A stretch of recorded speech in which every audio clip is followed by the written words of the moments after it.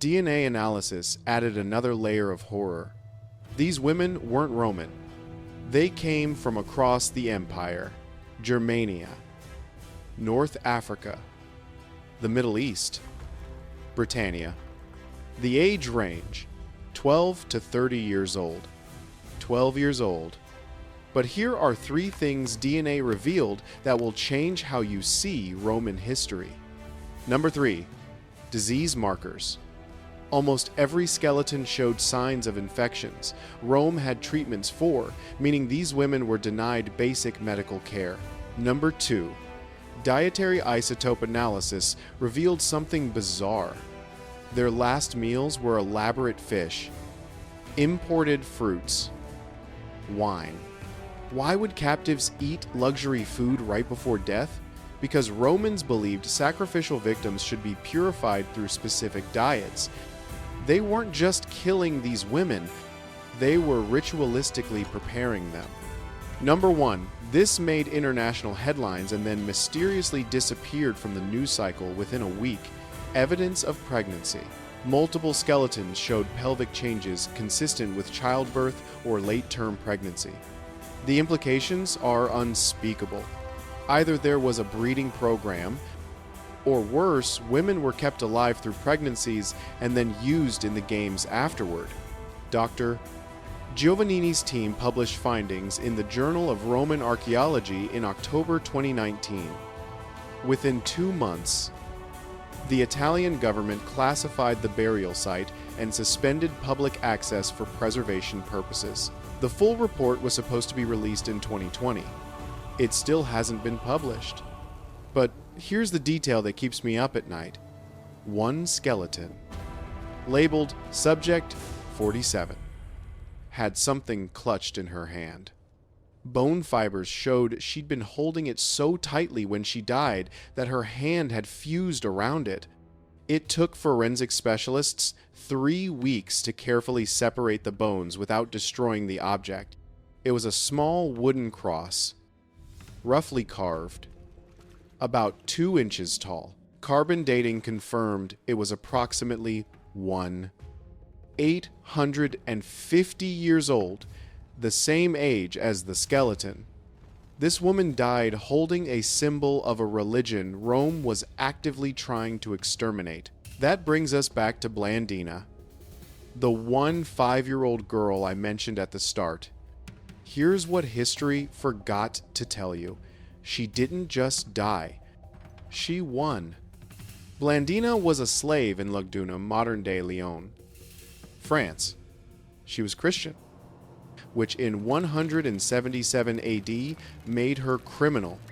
When Emperor Marcus Aurelius cracked down on Christian communities, she was arrested along with dozens of others and transported to Rome for execution during the December Games. The detailed account comes from a letter written by surviving Christians in Lugdunum to Christian communities in Asia Minor, preserved by Eusebius, a church historian writing in the 4th century. The details are so specific, so brutal that for centuries scholars assumed it was exaggerated, until the 2019 discovery suggested it probably wasn't. First day of the games, they brought Blandina out and bound her to a post in the freezing arena. They released animals, but here's what sources describe. The animals wouldn't touch her. Lions, bears, even a trained bull refused to approach. This did happen occasionally. Animals, especially if well fed before performances, sometimes wouldn't attack. The crowd viewed it as a divine sign. The game's editor, furious, had her taken back to the cells. Second day, they tried damnatio ad lupanar.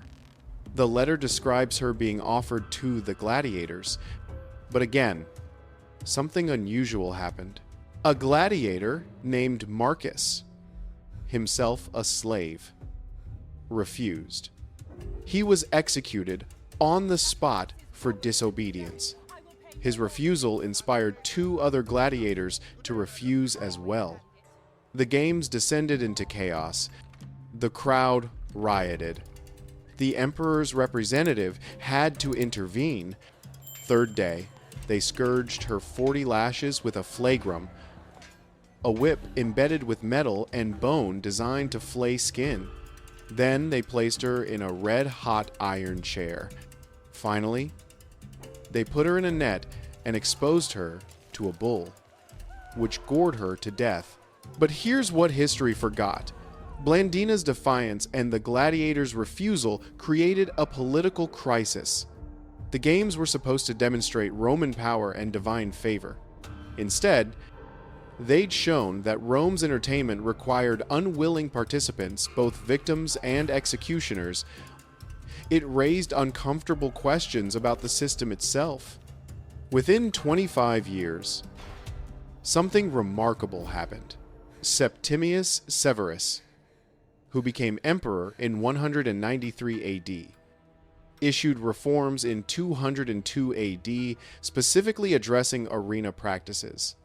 The reforms, documented in the Theodosian Code, included restrictions on using female criminals in preliminary entertainments, and the first legal recognition that damnatio ad bestias constituted cruel and unusual punishment. It wasn't enough. The practices continued, but Blandina's story spread. It was copied, translated, and shared across Christian communities. She became one of the most celebrated martyrs in early Christianity. Churches were named after her. Her feast day, June 2nd, is still observed in Catholic and Orthodox traditions. And here's the historical irony. The very system designed to erase Christianity, the spectacle deaths meant to intimidate and terrorize, actually preserved Christian texts. The letters describing martyrs' deaths were copied obsessively, becoming some of the most detailed historical documents we have from this period. In trying to destroy Christianity through public execution, Rome accidentally created its most powerful propaganda. By 325 AD, Emperor Constantine had converted to Christianity and banned Munera sine missione games without mercy. The fatal charades ended. Animal executions were phased out. The Colosseum, once Rome's greatest symbol of power, became a symbol of everything Christianity opposed. But let's be clear, this didn't happen because Romans suddenly developed empathy. It happened because the empire was collapsing. The cost of importing animals was crippling. The slave supply was dwindling. And Christianity had become too powerful to suppress. The last recorded damnatio ad bestias happened in 404 AD. A monk named Telemachus jumped into the arena to stop a gladiator fight. The crowd stoned him to death. But Emperor Honorius, horrified by the incident, permanently banned gladiatorial combat 3 days later. 173 women in a mass grave, Blandina and countless others whose names we'll never know. And finally, one monk who said enough. So here's what we know. The Colosseum wasn't just an arena for gladiator combat. It was a systematic execution facility where female captives faced something historians can barely bring themselves to describe in textbooks. It was legal. It was scheduled. It was entertainment for families. And we have the receipts, legal documents, eyewitness accounts, skeletal evidence, and even the tools they used, preserved in museums that still struggle with how to display them. The suffering of these women accidentally preserved the early Christian texts that described their martyrdom. Those texts, copied and spread across the empire, helped Christianity grow from a persecuted sect to the dominant religion of Europe. Today, UNESCO protects multiple burial sites around the Colosseum as human rights memorials. There's a plaque on the eastern wall. Added in 2020 after the 2019 discovery, that reads, "In memory of the nameless victims whose suffering is written in these stones." The Italian government still hasn't released the full archaeological report. The women in those arenas shouldn't have had to die at all, but their deaths literally helped topple pagan Rome. If you want more historical reality that destroys comfortable myths, subscribe to Flow of History. We're just getting started revealing what actually happened behind the legends.